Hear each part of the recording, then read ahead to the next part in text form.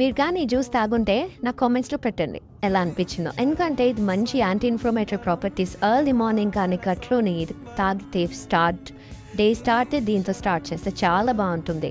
Throat ఏదైనా infections ఉన్నా carrot, ginger, lemon అన్నీ కలిపి మంచిగా ఇలా చేసి పల్ప్ వెళ్ళిపోతుంది ఇలాంటి జ్యూసర్ ఉంటే. ఇఫ్ నాట్ మీ దగ్గర మిక్సీ ఉంటే, నా దగ్గర లెఫ్ట్ ఓవర్ యాపిల్స్ ఉంటే దాన్ని కూడా పీసెస్ చేసేసి దాన్ని కూడా మిక్సీలో వేసేసాను.